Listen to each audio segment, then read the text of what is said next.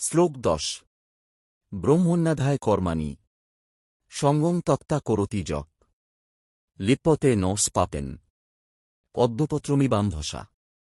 বাংলা অর্থ: যে ব্যক্তি তার সব কাজ ব্রহ্মে অর্পণ করে এবং আসক্তি ত্যাগ করে কাজ করে, সে পাপে লিপ্ত হয় না, যেমন পদ্মপাতায় জল লাগে না।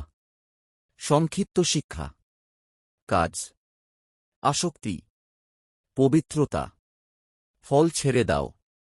শ্লোক 11 কায়েন মনসা বুদ্ধা কেবলৈরিন্দ্রিয়ৈর্তি যোগিন কর্ম কুর্বন্তি সঙ্গং তক্তাত্মশুদ্ধয়ে।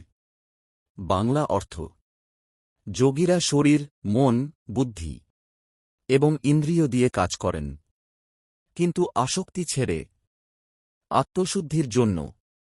সংক্ষিপ্ত শিক্ষা: দেহ, মন, বুদ্ধি, সাধনা সবকিছু দিয়ে ঈশ্বরের পথে। শ্লোক 12 যুক্ত কর্মফলং তক্তা শান্তিমাপ্নতি নৈষ্ঠিকিম অযুক্ত কামকারেন ফলে শক্ত নিবদ্ধতে। বাংলা অর্থ: যে যোগী কর্মফল ত্যাগ করে সে স্থায়ী শান্তি পায়, আর যে লোভের বশে কাজ করে ও ফলে আসক্ত থাকে সে বন্ধনে জড়ায়। সংক্ষিপ্ত শিক্ষা: ফলাসক্তি, নিষ্কাম কর্ম, শান্তি ছাড়তে শেখো। শ্লোক 13 সর্বকর্মাণি মনসা সন্ন্যাসাস্তে সুখং বসি নবোদ্বারে পুরে দেহি নৈব কুর্বণ্য কার্যং।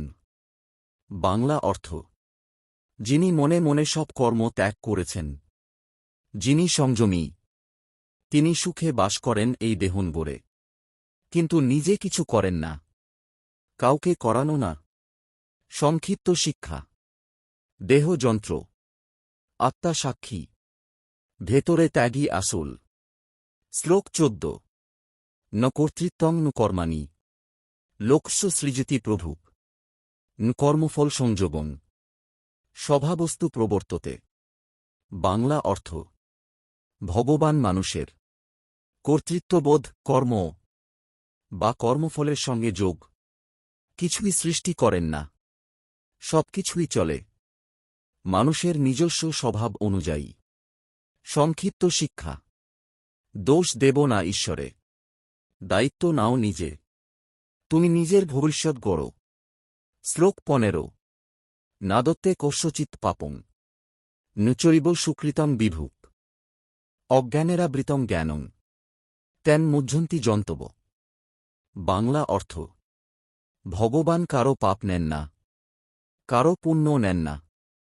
অজ্ঞানে জ্ঞান ঢাকা পড়ে থাকায় মানুষ মোহগ্রস্ত হয়। সংক্ষিপ্ত শিক্ষা: দোষ ঈশ্বরের নয়, অজ্ঞান আমাদের। জ্ঞানই মুক্তির চাবি। শ্লোক 16 জ্ঞানেরেন তু তদজ্ঞনং যেষাং নাশিতমাত্মনং তেষামাদিত্যবজ্ঞানং প্রকাশতি তৎপরম। বাংলা অর্থ: যাদের আত্মার অজ্ঞান জ্ঞানের দ্বারা নষ্ট হয়েছে, তাদের জ্ঞান সূর্যের মতো পরম সত্যকে প্রকাশ করে। সংক্ষিপ্ত শিক্ষা: অজ্ঞান, জ্ঞান, আলো জ্বালাও ভেতরে। শ্লোক 17 তদ্বুদ্ধরস্তদাত্মানস্তনিষ্ঠাস্ত পরায়ণা গচ্ছন্ত পুনরাবৃত্তিং জ্ঞাননির্ধূত কলমষা। বাংলা অর্থ: যাদের বুদ্ধি, মন ও বিশ্বাস ভগবানে স্থির, যারা সম্পূর্ণভাবে তাঁর শরণাগত, তারা জ্ঞানের দ্বারা পাপমুক্ত হয়ে পুনর্জন্মহীন অবস্থায় পৌঁছায়। সংক্ষিপ্ত শিক্ষা: মন, বুদ্ধি, ভক্তি, মুক্তি সবটাই তাঁকে দাও। শ্লোক 18 বিদ্যাবিনা সম্পন্নে ব্রাহ্মণে গবি হস্তিনী শুনি চৈব সপাকে চ পণ্ডিতা সমদর্শিনা। বাংলা অর্থ: জ্ঞানীরা সমদৃষ্টিতে দেখেন, জ্ঞানী ও বিনয়ী ব্রাহ্মণ গরু, হাতি, কুকুর ও চণ্ডালকেও সবার মধ্যেই তারা একই আত্মা দেখেন। সংক্ষিপ্ত শিক্ষা: ভেদাভেদ, সমতা, সবাই সমান। শ্লোক ১৯।